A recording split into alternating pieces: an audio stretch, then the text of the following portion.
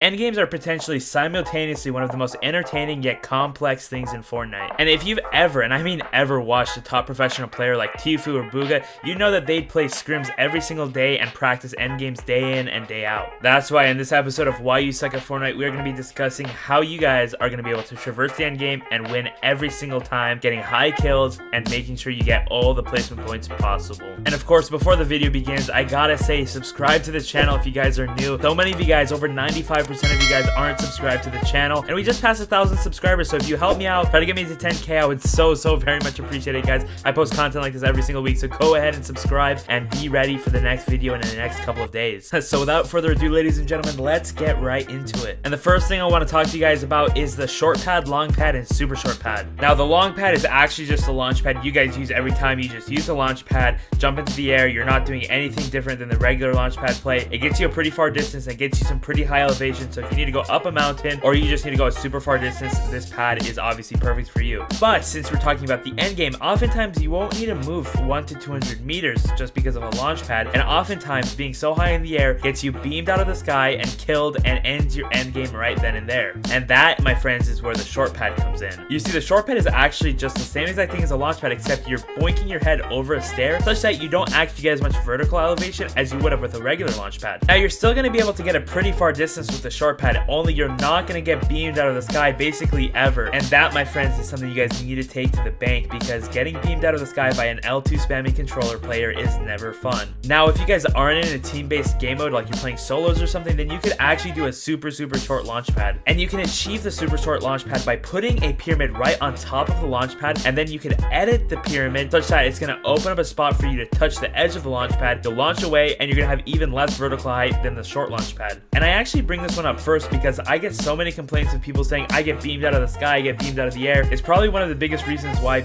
newer players die in the end game, because they don't know how to protect themselves when they're in the air. Once you've got that done, I also want you guys to start thinking about how you guys use your builds in the end game. And I want you guys to specifically think about your materials, your wood, your brick, your metal, all as opportunities and pawns in the game. The more builds you have, the more potential opportunities, the more pawns you have. That's why it's absolutely imperative that you guys never die with extra builds in your inventory, because if you die with builds in your inventory, that means you could have made a bigger play, a better play, got more placement points, or maybe secured an elimination. So whenever you guys think that you're in a bad spot, let's say you're on a bad layer or whatever the case may be, I want you guys to instantly begin to rely on those builds to get you out of that spot, because if you die with builds, that's the worst case scenario.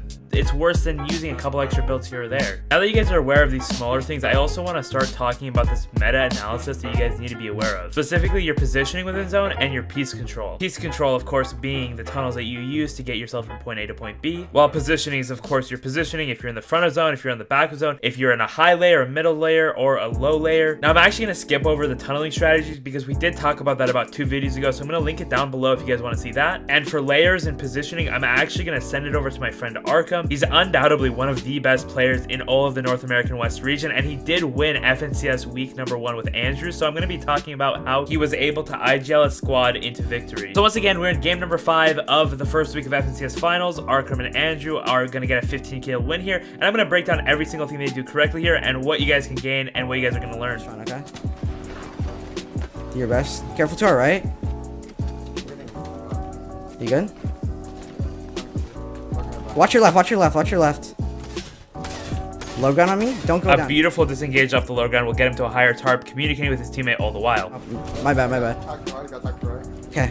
Bandy cannon, careful. Really? I'm fucked. Okay, low gun. We got to go low gun. Low gun's free, low gun's free. Okay. Can you come down to me? I'm super low gun. Ulti, okay? Notice how Arkham does 2 things with absolute perfection here. One, he finds and locates the low ground, which is the freest layer for him to have a beautiful tarp on. And second of all, he communicates all of this flawlessly with his teammate. Okay, goes back. Okay, we go north side, okay? Okay. Notice how despite not even getting pushed or anything, having a beautiful spot in zone, he still wants to get more piece control farther in zone so that other people can't take that spot from him. Up one, we gotta watch your back. We gotta go up one, okay?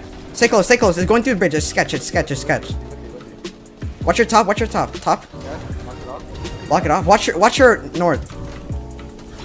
Waiting. And just a tiny aside, look at how he used that ramp to block off the backside that he couldn't put a wall behind, meaning that he still has 360-degree control over the entire situation. I promise you guys, it's all these small little changes that will make you guys go from noob to pro.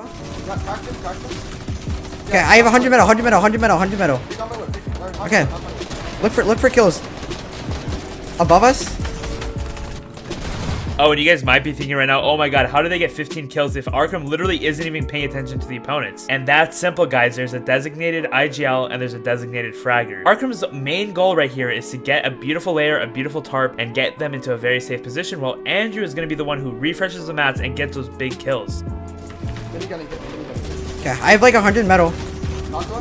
Good kills. Nice, got a kill there. And just to use this example as reference, look how Arkham was able to literally turn around and get a free kill, because the backside of zone, if you have your back against zone, you're going to be in the literally most vulnerable position. The entire lobby can kill you, and that's why they put themselves in front of zone and not in the back of zone.